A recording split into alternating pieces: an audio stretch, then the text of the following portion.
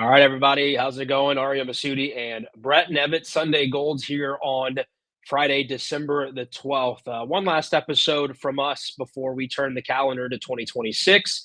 And we start really looking ahead to the Florida State baseball season. We've gotten through fall ball now, Brett, and they've had some exhibitions. They've had opportunities to play other teams. They've had opportunities to play each other, a fun home run derby, and a bunch of opportunities, like we talked about, to improve and to, I think, develop their skill sets and really find out what they have potentially for a run in 2026. We've gotten into so many different things. I encourage you to go back and listen to them if you haven't, and listen to past episodes.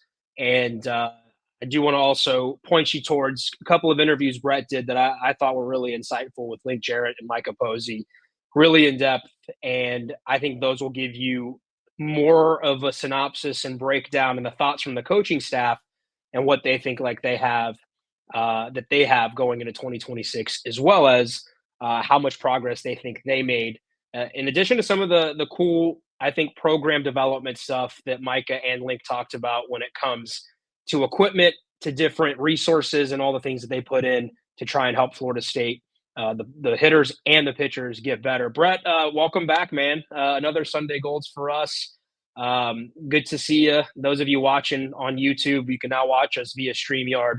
And those of you listening on Apple and Spotify or wherever else you get your podcast, we appreciate it. Brett, hope you had a good Thanksgiving, man. And I guess an early happy holidays to you and your family. I see a Christmas tree behind you down there. And yeah, man, let's talk some baseball. Yeah. Happy holidays to you too and everybody listening. But we're about 2 months away from baseball season now. I think February 13th is opening day this year, and what is it, December 12th right now when we're talking to each other. So it's not too far away. It still seems like it sometimes, but I feel like once we get to this time of year, it kind of flies by. And I know it seems like the fans are really excited to get to baseball season, especially after how football season's gone. But it just seems like the excitement for baseball is at an all-time high, both from internally and externally, going into this 2026 season. You know, I'm smiling because I think in Brett's shot, those of you who are watching this via YouTube, you've got a palm tree outside of his window and a Christmas tree.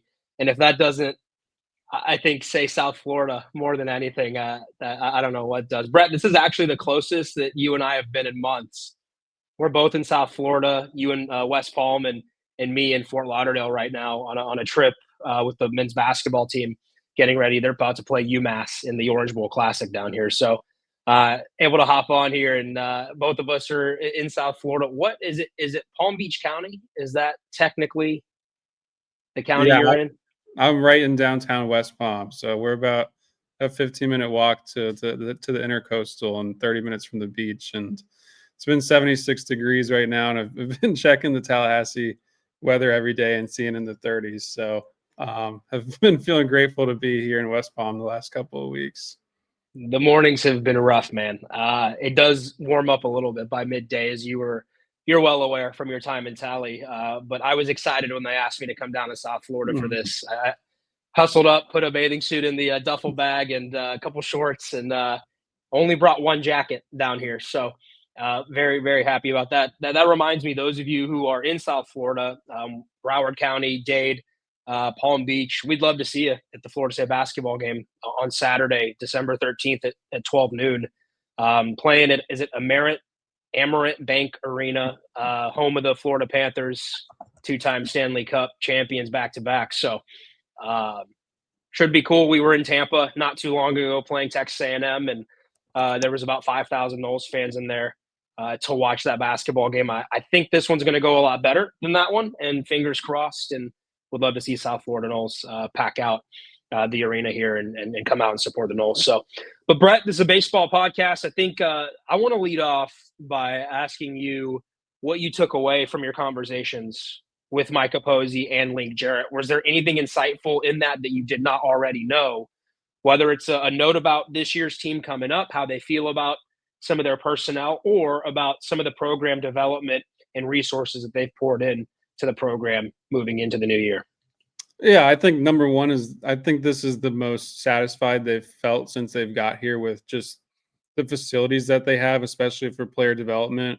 And we know what they've been able to do on the offensive side with development to this point, but and with some of the pitchers as well. I mean, you haven't had as much full staff success with the ERA and that stuff, but with the amount of guys you've had drafted in the last few years off the pitching staff, there is development going on there too. And now I feel like that stuff will be able to be taken to another step. And I don't know if I would say that they're past where their competitors are, but I think now you're up to speed with where the teams that you want to be competing with are facilities wise, at least in the player development side. And I think now you can kind of shift your focus to more of the big picture stuff with Hauser, and move on. I think you always be evolving that player development and technology side, but for now they're in a good spot with that and the best spot they've been in since they've been here. So I think that was probably my biggest takeaway from talking to them, and just the overall excitement. Obviously, every year they're excited about getting to the preseason, but there's definitely a good vibe there, I think, with the coaching staff coming out of fall and feeling like they put a pretty good group together, and that they've hit on some of the guys that they got out of the portal, especially on the pitching side. I know Link did admit that they felt good about the pitching staff both the last couple of years going into it with the depth and the talent that they've had. So the key is always going to be staying healthy.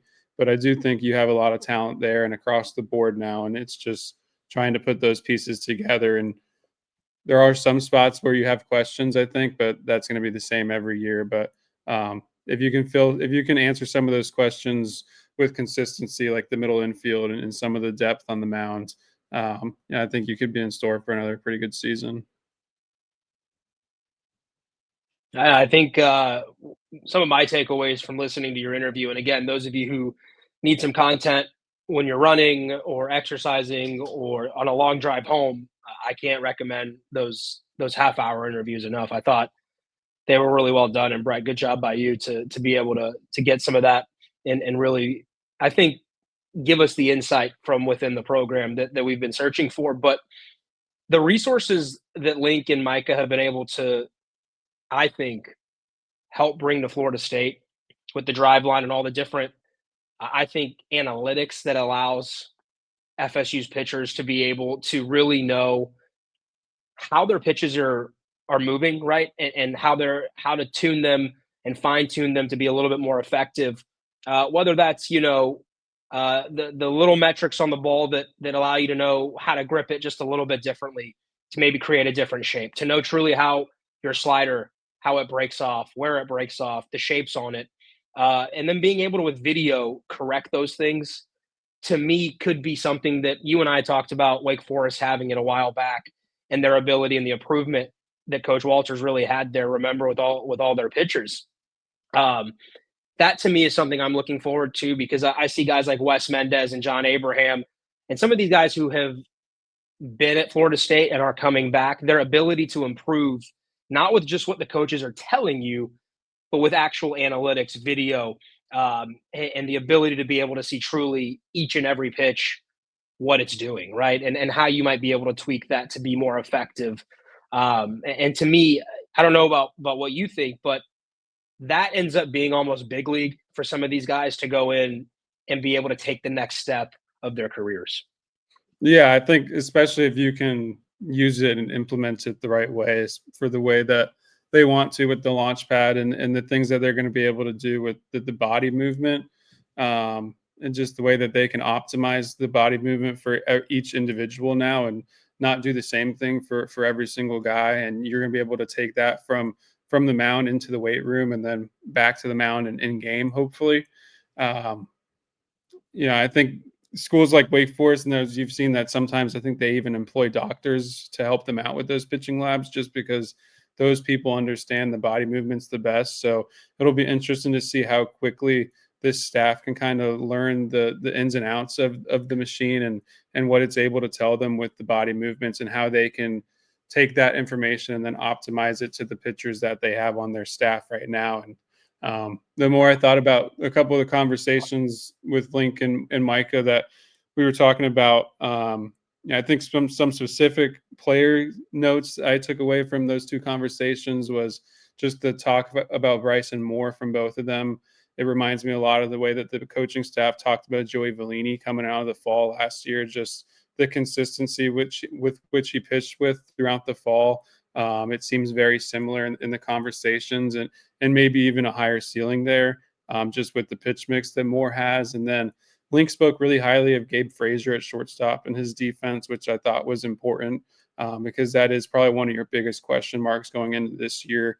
You had probably the most consistent middle infield out of anybody in the country last year, and I don't think that's hyperbole. Like, I really think between Lodis and Furrow, defensively and at the plate, the consistency which they gave you was probably the best last year. So can you get that same sort of consistency from your middle infield this year? And the way that Link spoke about Frazier's defense, I thought was really good to hear, because Link, I don't think Link, he doesn't do much coach speak. He doesn't, he usually tells you how it is. And he said that same high remarks about Kelvin Paulino and John Stetzer, the freshman. So really interested to see how they could get those two guys involved going into the year as well. Yeah, that seemed to be a theme in the fall, Brett, was Paulino and Stutzer's ability to translate to this level pretty quickly. And that's not a surprise, right? Both of those guys were considered to be top prospects going into last year's draft, and both got opportunities to sign and go pro. I think MLB.com had each of them, I think, in the top 250, right, of prospects overall. And those were big wins for Florida State to get them on campus. I thought Paulino, just from the looks that I got, and you and I were texting throughout the fall, Paulino looked so advanced and at times like the best bat in the lineup. And it seemed like everything he hit was hard. It was loud contact, exit velocities that I think you'd look at for a freshman and go, he's squaring it up. Mm-hmm. And he was not fooled very often. And that was from a number of guys that they threw against him. So I don't know about the defense for Paulino right now. I'm not a wizard enough on that side of it to be able to tell you what's good defense and bad defense. In terms of positioning, all I know is, can you make the play or can you not make the play? And they're going to find a way, I think, though, to get Paulino involved. Stutzer, the power really surprised me. I knew he was a strong, athletic kid, and he played football up there in Pope High School in the Atlanta area, and he was a terrific wide receiver and running back. But I didn't think that he would have the juice that he had. And it was pull side, it was opposite field, it was to dead center. I mean, he hit home runs to all three fields, right? And to me, that was something that stood out. And he flies, man. That kid runs like the wind. And the potential for him to be in the outfields and get opportunities, for you to have the type of outfield that I think Link has been wanting since he got to Tallahassee. Yeah. When you talk about Dowd and you have Chase Williams, those three can really run, and that gives you defensively probably the best or the most athletic outfield that you've had in a long time, gap to gap, in my opinion. But how Delamalier fits in with his bat, he had a pretty good fall in terms of being able to show you that he is a consistent bat at the plate. But the two freshmen really stood out for me. I guess my question, one that I had for you, was in the lineup going into the 2026 season. Is there anything that surprised you from the fall that changes how you view what that lineup might look like going into the new year? I think one was maybe just Brody was hitting two in the exhibitions. And, I am one that has really liked Brody for a long time. And I really liked what I saw from Brody in the Cape up there this summer. And I thought it was really, really improved. But, obviously I had way less looks at the team and just one inter squad going into Mississippi State. And I didn't really expect Brody to be hitting the guy that was hitting two, but he was there. And I think he was there in the next exhibition too. So that's kind of changed my outlook a bit. I don't put too much into what they're doing with the lineup in the fall. Link's talked about before, they're not really concerned about roles at that point. But you still do have to put a 1 through 9 together 3 times, and 2 times in exhibitions, I guess. And Brody was number 2 in the lineup both those times. So, I think a question I have is, do you stick with the left, right, left? Because I think we believe that Dowd is definitely going to be the leadoff hitter and a left-handed hitter. A lot of people put their best hitter overall number 2 in the order. I think, we probably would agree that that's Miles, but then that's another left-handed bat. So are you comfortable going left-handed to start the order, or do you want to still stick with the left, right, left? And in that case, who is that number 2 hitter from your right-handed hitting group. I think, Cal's in that group, Putnam's in that group. Um, maybe you could throw Paulino in there as well. You've talked about how much you like his bat, and Link talked about how he has the most advanced approach of any freshman they have. But yeah, just seeing Brody in that spot, I think, he's someone that it made me feel like you could probably feel more confident that he's going to be in the starting outfield to begin the season. And they feel really, really good about where that bat's at right now. And I felt that same way coming out of the Cape, but to see it in action this fall, and when they put together a 1 through 9, I thought was kind of eye opening. Yeah, I was in a fall ball game. I think it was just an inter squad scrimmage, and he took Wes Mendez opposite field, pretty far over that screen. So very impressed there with what DeLongleater gives you. You have some depth, I think, in the outfield. And Brett, as we take a look, I think position group by position group, can you give us a little preview of the outfields? Because DeLongleater is going to factor in, right? They do think Chase Williams will be healthy in time to be able to play the start of the season. He told me he feels great during the fall, and he was starting to work out and do some different things. Not quite ready for baseball drills 100%, but he was making really good progress. And then you have guys right like a Dowd, and we do think he's going to be in there every day. And Stutzer, how do you how do you think this thing shakes out, especially when you look at a guy like Putnam who could play out there too if you needed, Paulino if you want to get his bat in. Could Sheffield play out in the outfield? Because Sheffield had a pretty good fall as well, swinging the stick. Could Miles Bailey go out there and play? I mean, I'd prefer Miles at first base, where he has shown you that he has the ability to stick there long term and at the pro level. But there are options. So when you look at the outfields, give us a small preview there of I say a preview. I would say let's do a recap of fall and a preview into 2026 of what you think that looks like. Yeah, so a recap of fall obviously wouldn't include Chase Williams because he was out this fall, didn't face any live pitching, and for the most part, I don't think got many swings in this fall, but recently did post a video of him swinging at full intent. So it looks like he's getting close to being back to 100%. But throughout this fall, mostly just worked on short game and the defensive stuff and some stuff that he could do as he was working his way back. So, the main guys out there this fall were Dowd, Stetzer, Sheffield, and DeLongleater. Some others were mixed in there. Paulino was working out there this fall. And also, remind me, what's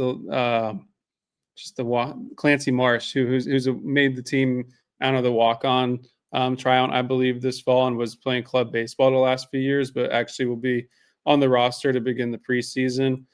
So those were the guys involved in the outfield throughout the fall. But I think going into the preseason, I think the 5 main guys involved out there will be Braden Dowd, Chase Williams, Brody DeLongleater, John Stetzer, and Noah Sheffield. Coming out of the fall, I think Stetzer and Sheffield both, are going to push that top 3 group of Dowd, Williams, and DeLongleater just because both those guys really impressed with the bat throughout this fall. And Link talked about Stetzer's athletic profile being really maybe even a tick up from Chase Williams, which is hard to believe. But, I think just through the metrics they've gotten with the explosiveness is even a little bit better than Chase. And then I thought Chef really, really hit the ball well in the short time I saw him this fall, and they spoke really highly about the bat as well. But I think you can pretty much pencil in Dowd and Chase Williams as being starters in your outfield. I do think there will be a conversation there about who plays center field. I'm sure both of those guys would like to play center field. Both of those guys are capable of playing center field. I've thought since Chase got to FSU and, when he committed to FSU, everybody talked to me about how well he played center field. And I think that's where his athleticism plays best. I think it just allows him to go out there and just play free range and not have to worry about the angles as much. And Chase can really, really go and get it. But Dowd also is a very good outfielder and is capable of playing all 3 spots. I think we've seen in the past couple of years that Link has put the left-handed glove in right field, and he's put the right-handed glove in left field.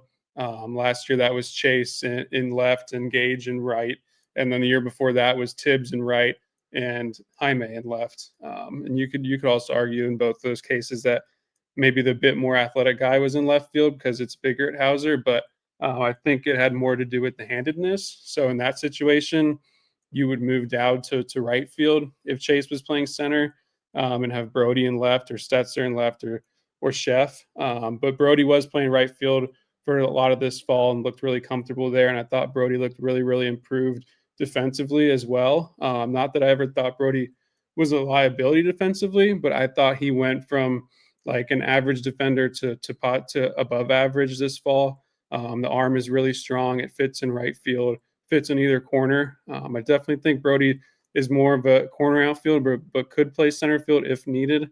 Um, but I think your three center fielders would probably be Dowd, Chase, and Stetzer, just athletic profile wise. But like I said, Brody was hitting too. You have to feel really good about how he improved from the regular season to then the summer and then into the fall with the bat. So I think those are definitely your top three. But with the way that Stetzer came on as a freshman, and then the way Chef was able to get comfortable in the outfield after coming in as an infielder and keep swinging it the way we've seen him swing it for the most part since he's been here, in inter squads and stuff like that. I do think those guys are going to push to really get involved this season and take some starts away from the top three group. But Dowd, I think, is a legitimate leadoff hitter. And Chase, we know from the limited action that he got last year, while while playing through injury, that he's going to cause chaos and be an impact all the time and just really make defenses feel uncomfortable. So I really like this outfield group that they've put together for this year.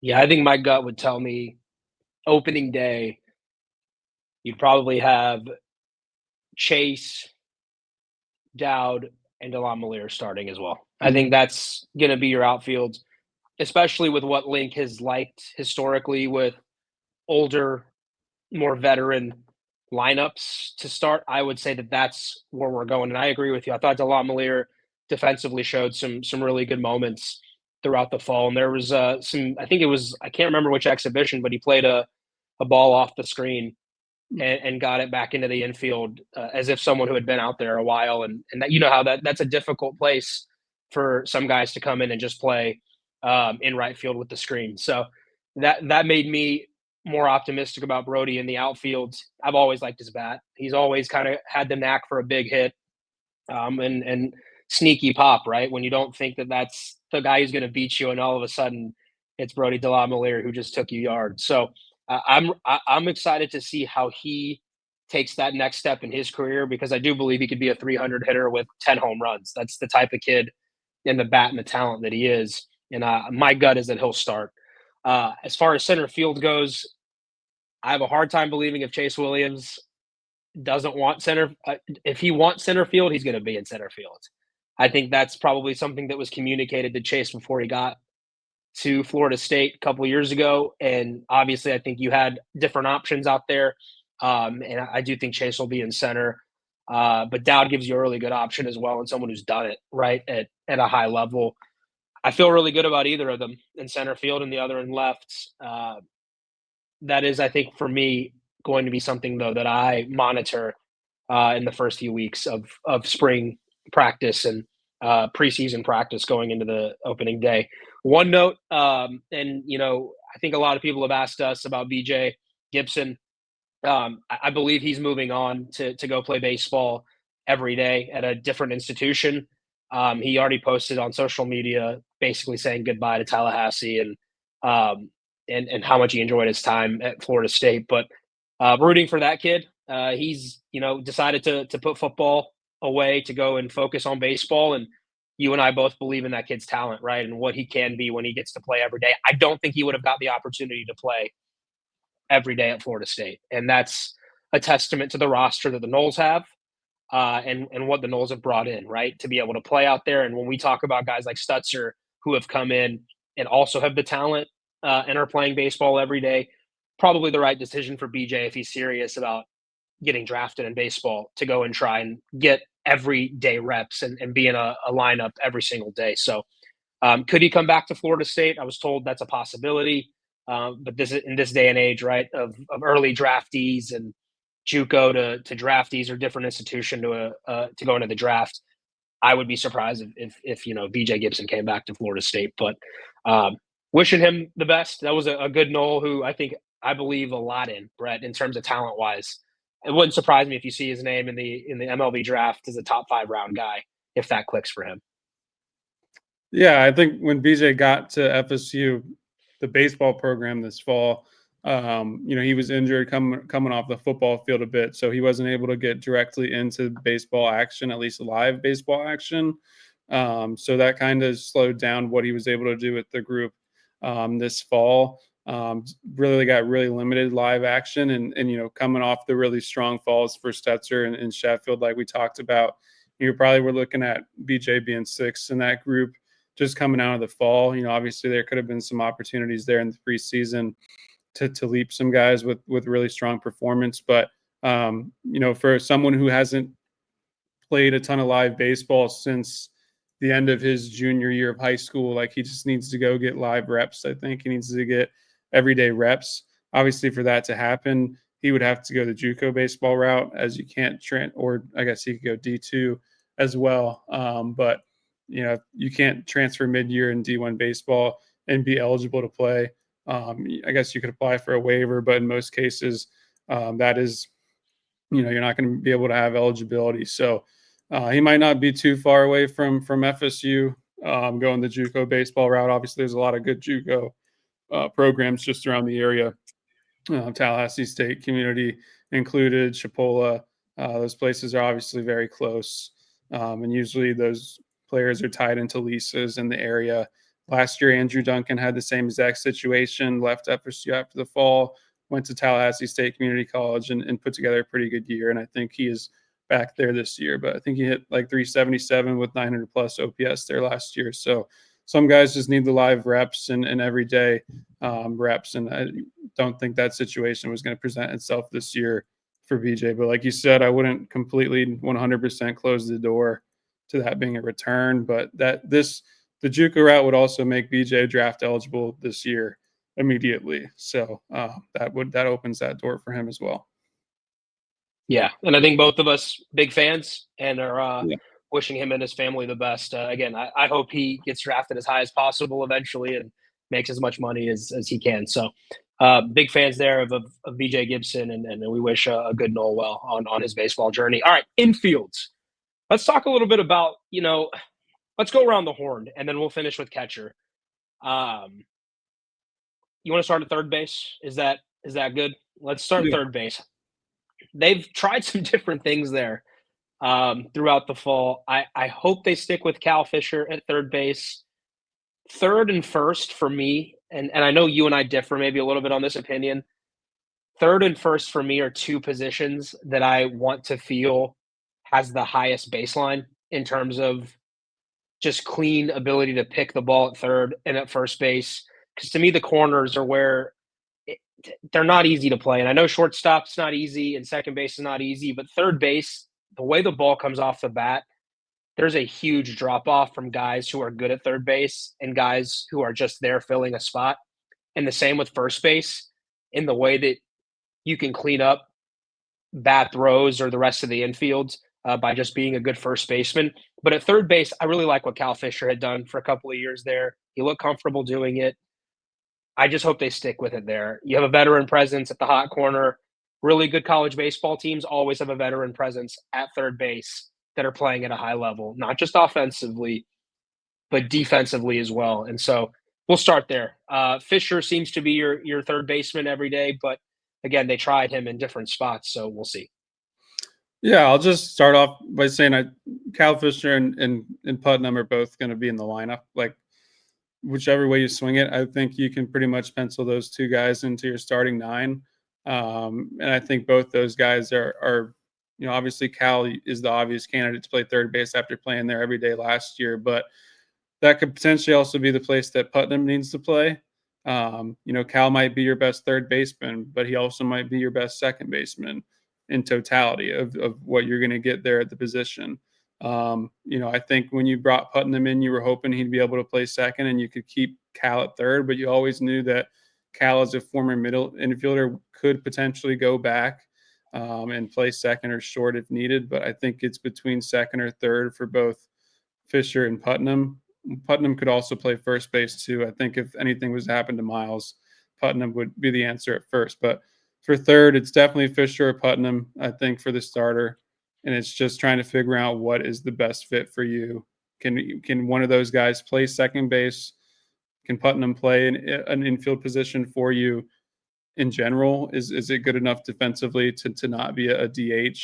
I think your best offensive lineup comes with Putnam either playing second or third and opening up DH to allow somebody else to hit there. But is that your best overall lineup? Is that your best defensive lineup? Maybe not.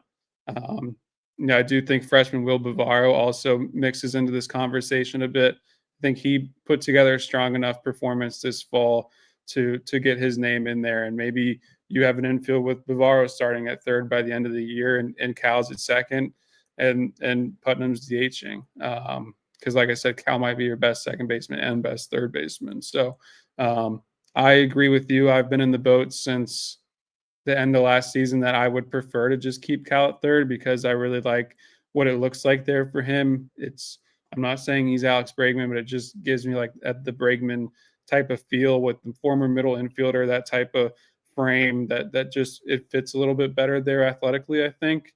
And he feels comfortable there. But Cal also has the game clock to go and play the middle infield. Like I've seen it. He played short a lot this summer on the Cape. So I do have some confidence in what he would be at second as well. So I know second kind of bled into the third base conversation, but that's just kind of what it is right now. It's just trying to figure out how those guys fit in, what is going to be the best fit for your overall best lineup between the defensive and offensive combination. Prior to Cam Smith playing third base, there was a run of third baseman for Florida State where you hold your breath when the ball was hit that way. And I just, Cam was on the high end of what's possible at third base with the talent, but Cal is another one that I just going from Cam to Cal and Cal being able to really hold his own there. I don't hold my breath when Fish gets the ball, not to glove it, not to throw it to first.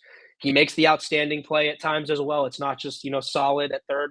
There is flash, and he has the ability to save runs and extra base hits and save bags. So, to me, to have a veteran presence at third base means a lot. And I hear you though on the second base dilemma because you also have to put Putnam or Sheffield somewhere or even Paulino, and if these guys get into the lineup, you are going to try and get, I think, your best bats as many reps as you can.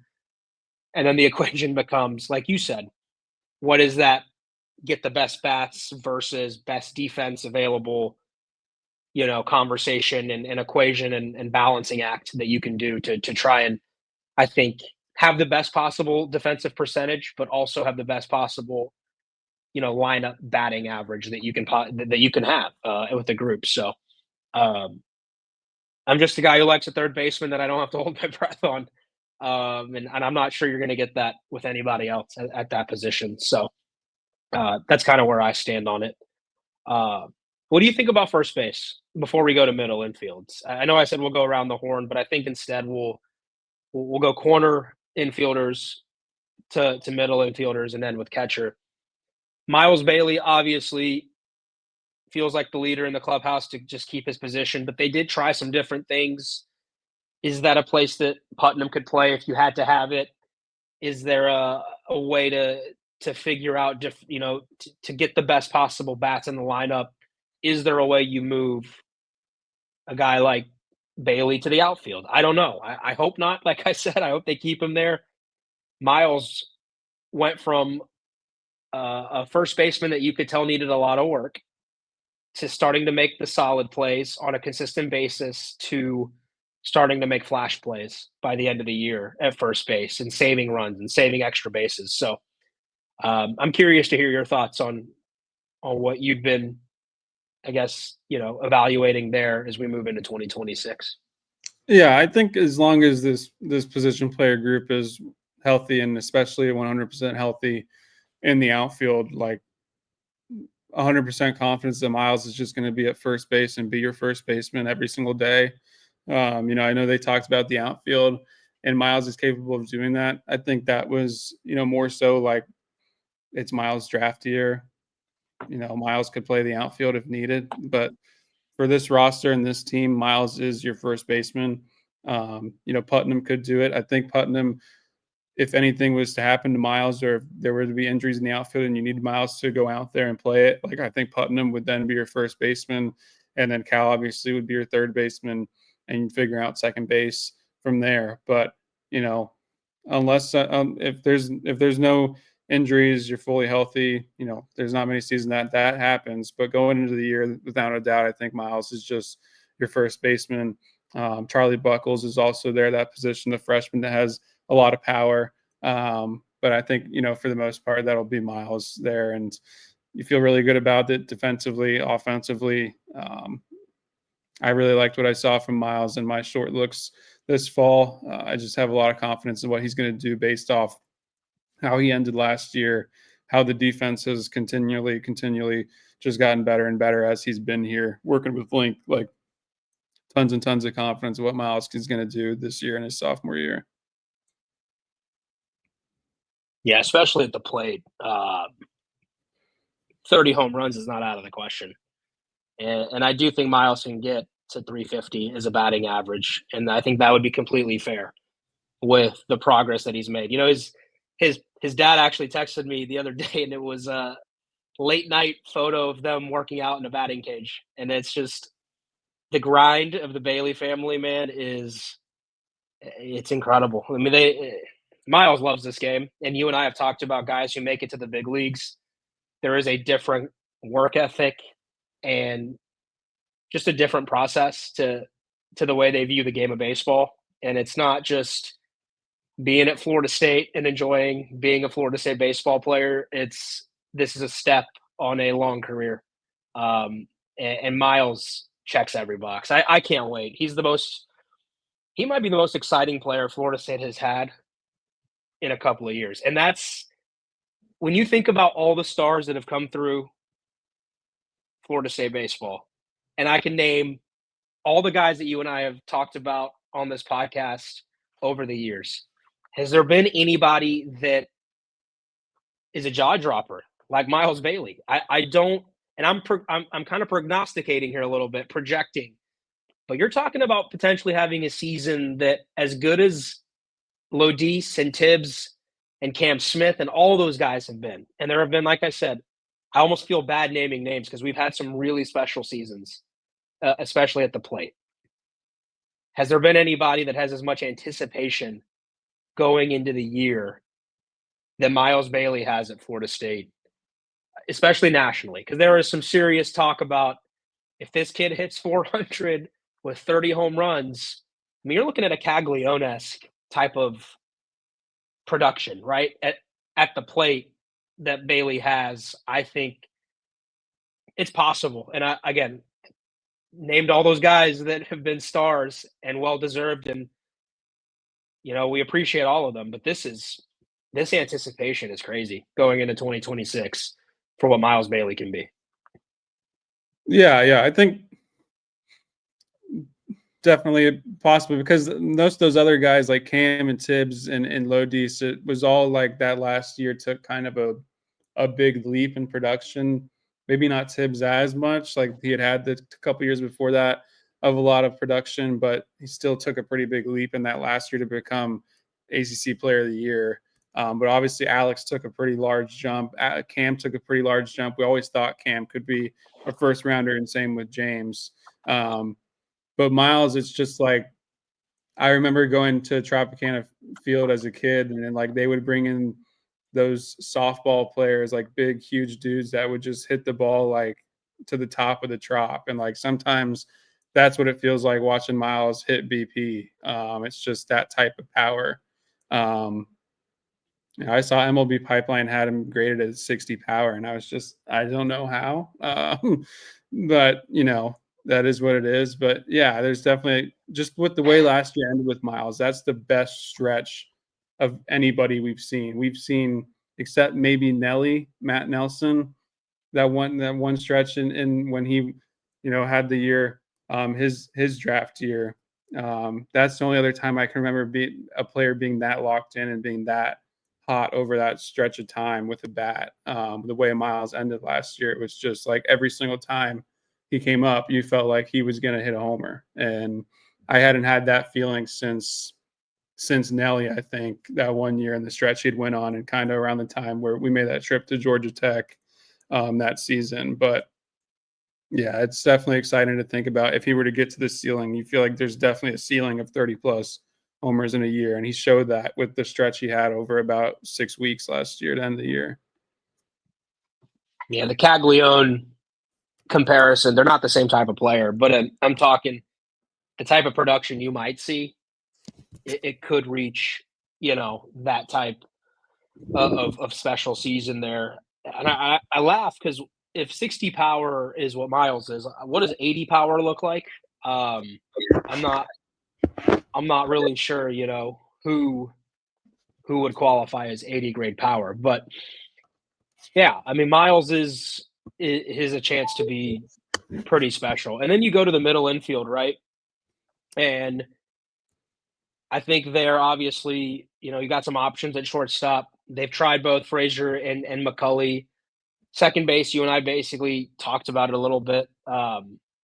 Second to me feels like that's where you're going to put one of your bats who isn't DHing to try and figure out just how to get him in the lineup. So I'll ask you this. Gabe Frazier from Arkansas filled in and did well for Wahila Aloy when he was hurt, right? A couple times last year. Had some big series, I think against the Gators, against Georgia in SEC play. So he kind of shows you what's capable from him. The athleticism is there. McCulley kind of brings a veteran experience for you. And I actually do think McCulley took a step forward overall this fall as well. And he had a good summer. But how do you forecast shortstop? And I think a caveat has to be said. It's going to be tough to replicate what Lodis gave you for a couple of years there, because that's as good as it gets defensively, and especially middle infield between him and Faroux. I'm not sure there was a better middle infield pairing in college baseball. So, yeah, how do you look at shortstop and second base as we move into 2026? Yeah, I think shortstop is definitely a battle between Frazier and McCulley. Just with the way that Link spoke of Frazier and how highly he spoke of him defensively, coming out of the fall, like I felt like Frazier might have the upper hand, and just with the overall tools that the staff has talked about that they have there with him, and you have to be toolsy to go and start 20 or so games at Arkansas as a true freshman. I think you went out and got Frazier to come in and be your starting shortstop, but at the same time, they were really, really high on what McCulley was able to do defensively last year, backing up Lodis. And didn't get to see it too much in game, but just with the way that he's able to move at 6'5" in his frame, and you feel like there's power in there with the bat. I think with him, it's just, what is it going to look like consistently with the bat? Is there going to be enough impact day to day?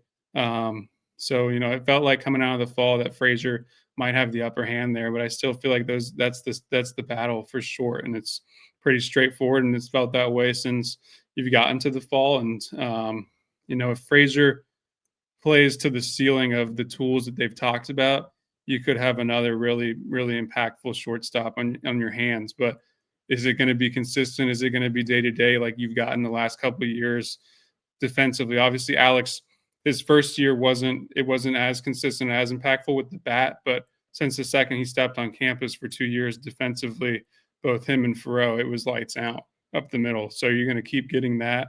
I think that's probably the biggest key to your season. Do you continue to get that type of elite, consistent defense up the middle? And I think whoever gives you on those two is who ends up starting. Mm-hmm. I do think it's fair to note, and correct me if I'm wrong on this, Brett, at second base, if it was purely a defensive objective, they would probably go with Estes at second base. I think they feel the best about what Estes brings to the table defensively, and I think we've seen it just in different spots that he's played in the infield in the short amount of time he's been at Florida State. He's really special with the glove. I mean, it's an elite glove, and he's got a better arm than people think. It's just that at the plate, he's looked a bit overwhelmed at times by velocity and by on a consistent basis getting reps. Although he's also made progress in that area too. I have some comfort there, with Estes if he's in the game and he's batting ninth in your order, and the ability to be able to come in and kind of be a bat for you that is team oriented. But he might get lost in the shuffle there of a couple of guys that you and I just talked about that I think are really plus bats, right? And create a lot of physicality with the bat. And ultimately, you got to get those guys in the lineup. But if it was purely defensive, I think it'd be Estes. And I think he's going to get some opportunities this year. I really do. I don't think it's just going to be, the names that we've given, especially if any of those guys at second base really struggle. Say they give an opportunity to some different guys that they're trying to get the bat in, and it's almost unplayable at second base, or they really don't give you what you need, then I could see Estes getting even more time in 2026. Yeah, I mean, this is probably the position where you have like the most question mark right now. Like you just have the most potential guys to play there between some of the guys we've already talked about with Fisher, Putnam, Frazier, and McCauley, and then throw Jason there with that group. And yeah, I think Jace is someone that is, you can have a winning baseball team with Jace in your lineup, and I think he's a winning baseball player. I also think he's someone that could be really helpful for you off the bench. Like I don't think they're going to trust anybody more to get a bunt down, and I don't think they're going to trust anybody more defensively with what they're doing, especially at that position. So, I think because of that, and Jace is someone that's going to work at bats too. We haven't seen too much live action from him in the regular season, but between the last 2 years, like he was really good in Pensacola last year against Auburn, and then really good against Mississippi State this year in Pensacola. So we've seen him put together good at bats against some really good arms. But is it going to be as consistently impactful as some of these other options that you have? I think that's your big question. Once again, you're always trying to find your best possible nine, and this is probably going to be changing a lot. I think I was looking at last year's nine. There was a unique lineup in 44, I think 44 or 46 of FSU's games last year. Like the most used lineup was only used 4 times all last year. So like we know that this is going to be changing. It might not be that every single year, but this is going to be one of those years I think where you're trying to change guys in and out to find that best possible nine by the end of the year. And there's versions of this where Estes is your second baseman and your best possible nine. There's versions where Fisher is. There's versions where Putnam is or Frazier. Like it's just trying to figure out which of that group, how it all fits in best, and what your most optimized group is. So, that might be Fish. That might be, I don't know. It's this is probably the toughest position to figure out right now. I think going into the preseason, and probably the one you'll pay attention to the most by the time you're getting to midway through your year, trying to figure out who's going to be at that spot consistently. So I'm guessing on your article going into the year, and you use storylines, you're going to be highlighting second base is what I you're think keeping your just eye on. middle infield, like specifically, like it's just like we've talked about multiple times in this episode. Just what you got from Lodis and Ferreau the last couple of years is just completely invaluable. Like you just can't put a value to how well those guys played defensively day in and day out. Like you never, ever, ever worried about those guys making mistakes. They made like 8 combined errors last year. Like it was insane how good they were and how consistent they were defensively. So, and it was just such a big part of why you won as many games as you did the last 2 years. So, yeah, figuring out your middle infield, that is 1000% your biggest question going into this year, I think.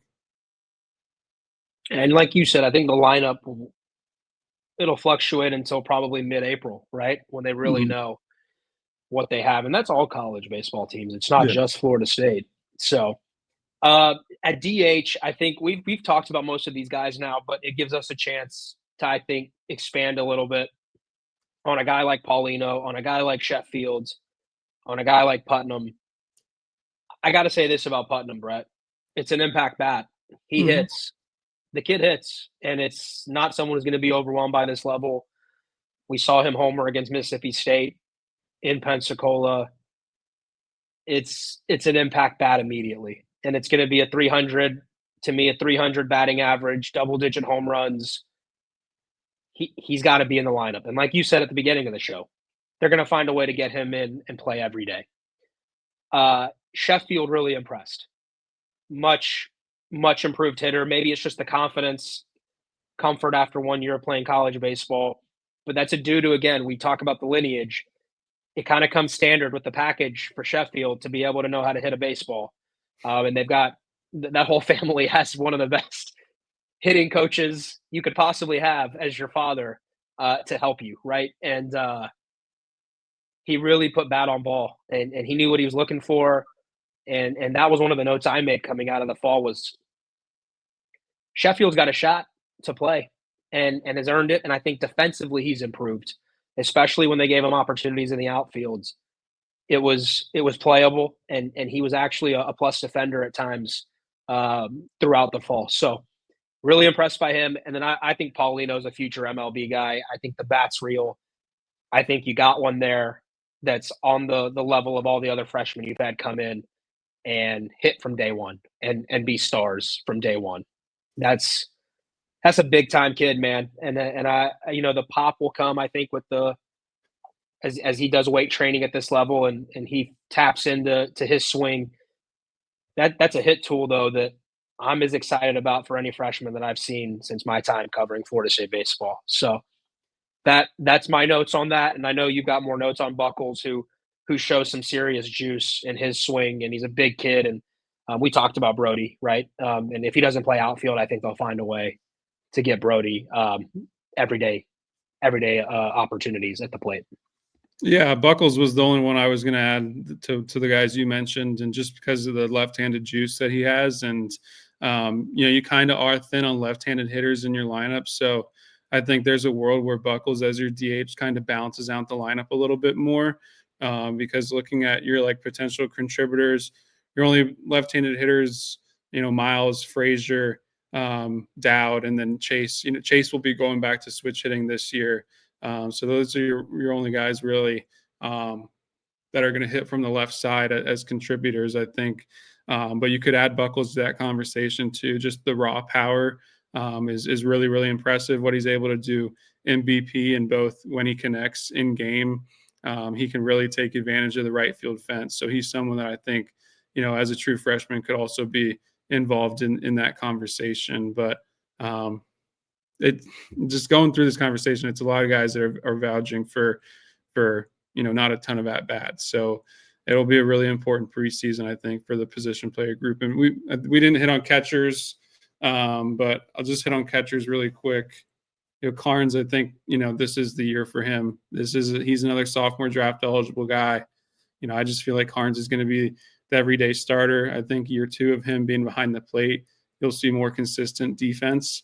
And I think he's a guy that, is a candidate to take a really big jump offensively, like we've seen from guys the last couple of years, like Cam and Alex. And I forgot to mention him in the number 2 hitter possibility earlier. I think he's another guy that you can definitely put in that conversation.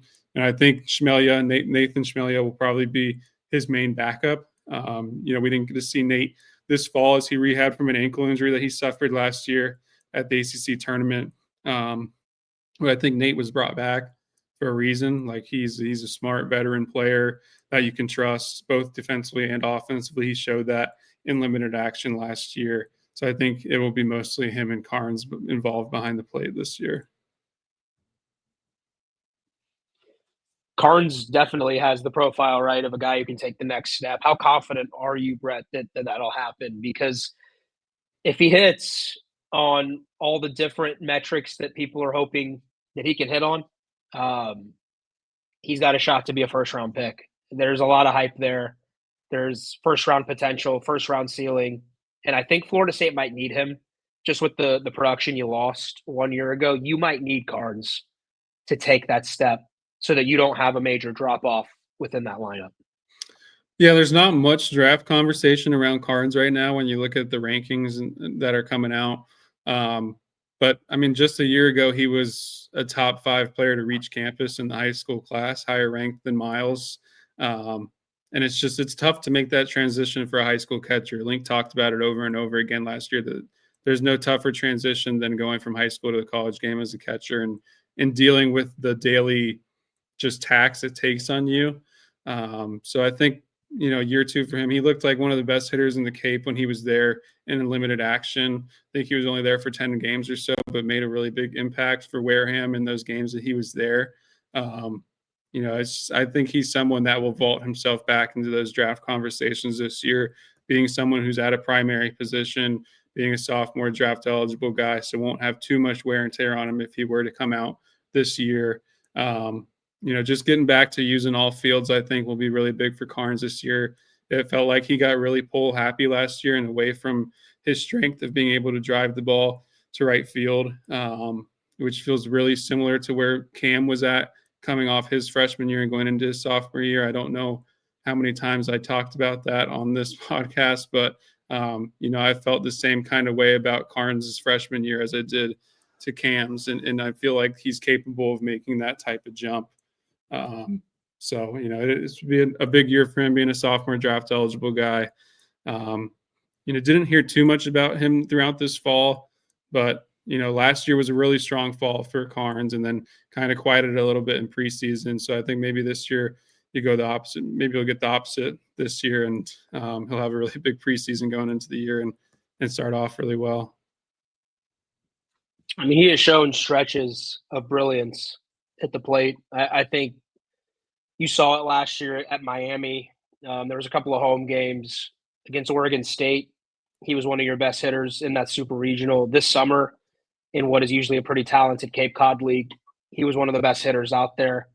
And he played at a high level against good pitching with a wooden bat. So I am excited about him. If I had to put you on the spot here, Brett, can you give me a very preliminary batting order that you would go with if Florida State was opening the season next Friday?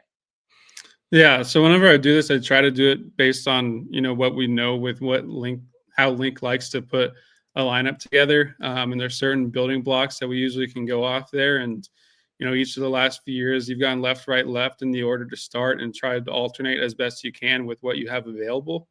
So with those pieces, I've talked about a bunch how much I like Dowd in the leadoff spot. I definitely think you'll have Dowd leading off.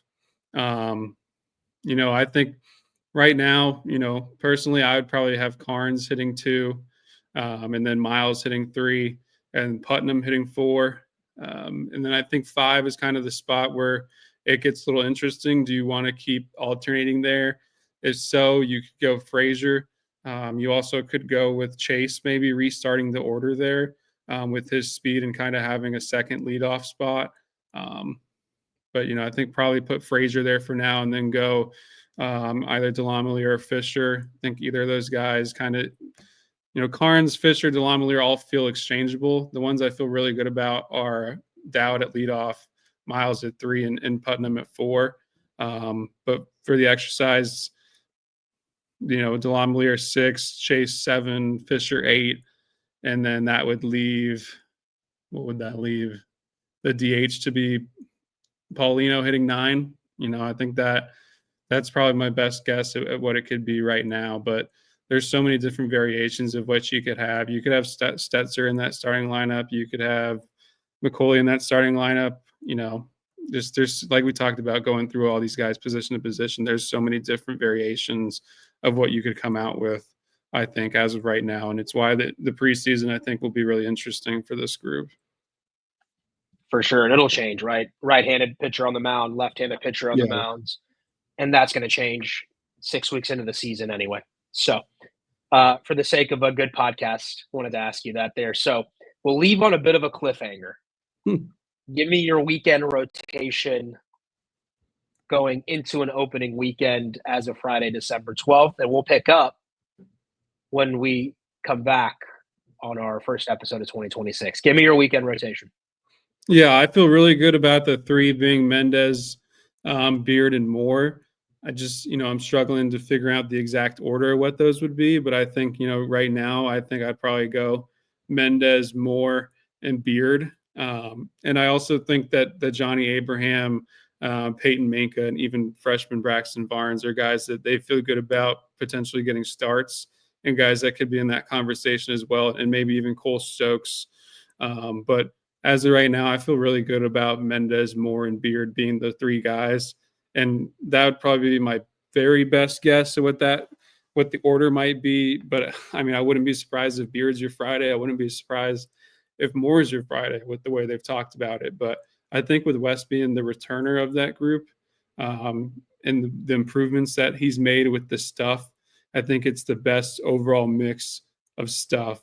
And then I would put Moore as the second best stuff. And then you have, if Beard's your Sunday starter, I mean, that's, it'd be hard to find a better one out there. But, even all three of those guys would be a really impressive Sunday starter, I think. So that tells you where you're at with the weekend rotation, I think. But yeah, I'll leave it at that.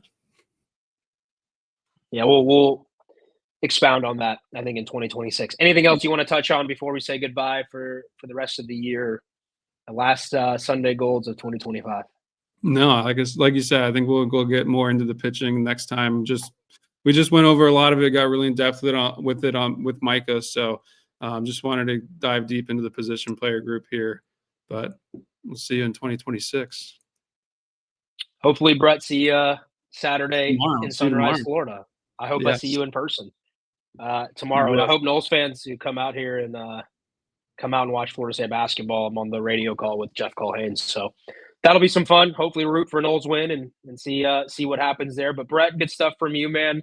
Happy New Year to you and to your family, and happy holidays as well. And I want to thank those of you listening on Spotify, on Apple, watching on YouTube, and everywhere else you get your favorite podcast. This is Sunday Golds. He's Brett Nevitt. I'm Mario Masudi. We'll talk to you in 2026.